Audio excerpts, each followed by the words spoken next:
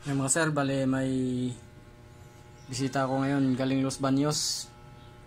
Mitsubishi na Lancer GSR, yung 2-door. Kalimutan ko anong model to.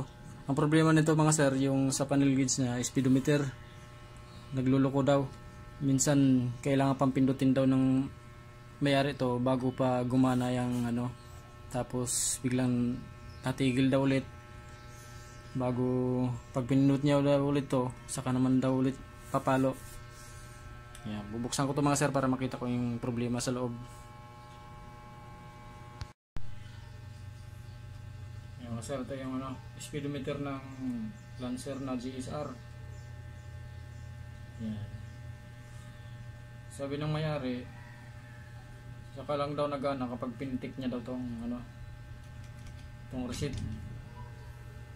Nagana daw, napalo pa daw ng hanggang 140. Maayos naman daw yung reading mga sir eh. Kaya lang ano, katagalan natigil, tapos gagana lang daw ulit pag pinitik niya ulit tong ano, receipt. Tignan natin to mga sir.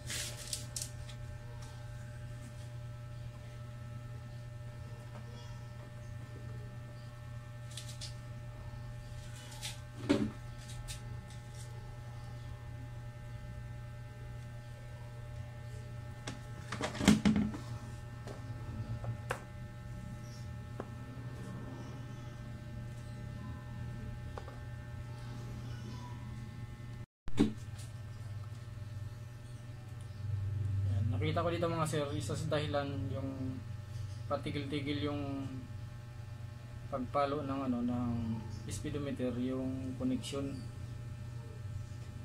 Dami siyang loose connection mga sir eh. Mga biyak yung mga hinang.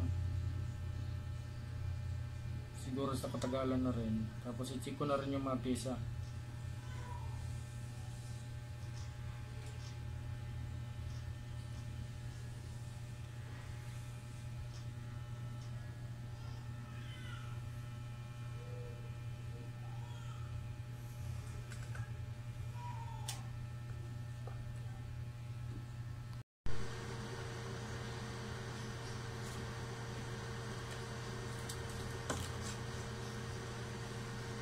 Papalitan lang din akong pisa mga sir.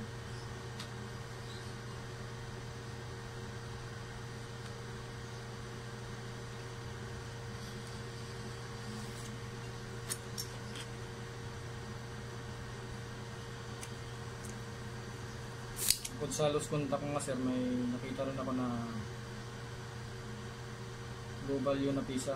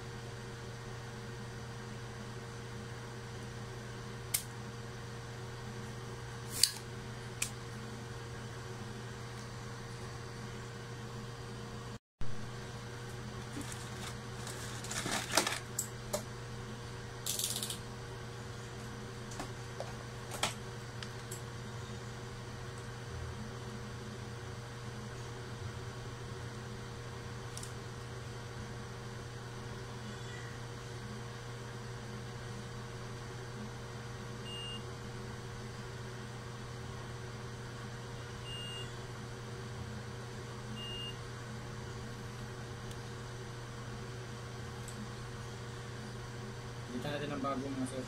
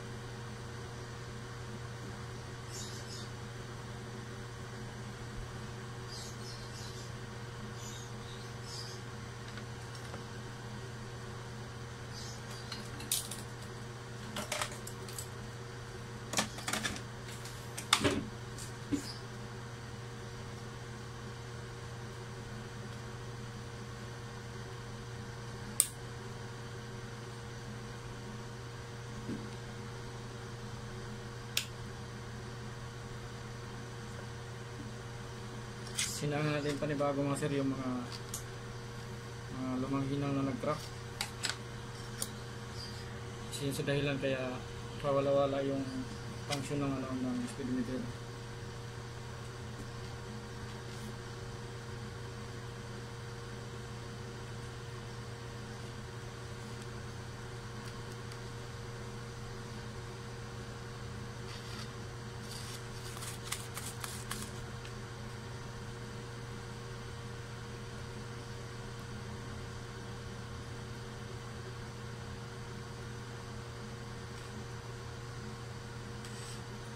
Dito banda sir, mga sir, yan. Malaki yung crack.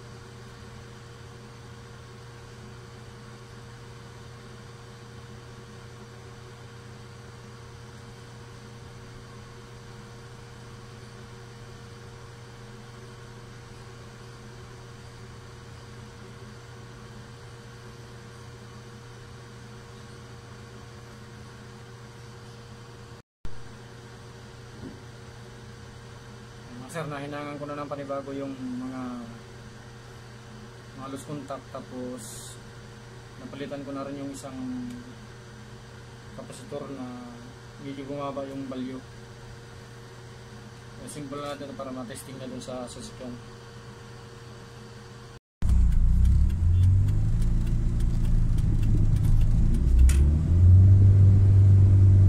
Yan mga sir, yung Tudor na GSR Lancer, gumana na agad yung yung speedometer niya kahit di na kailangan pitikin yung reset. Pinipitik pa daw ni sir yung reset para gumana eh. Bali may loose contact lang marami kasi, tapos may pinalitan na rin ako na bumaba yung value ng kapasitor. Total na buksan na rin. Pinalitan ko na lang din ng bago. Ayan na. Gumana na siya agad. Di na kailangan pitikin. Galing ka pang sir, Los Baños no?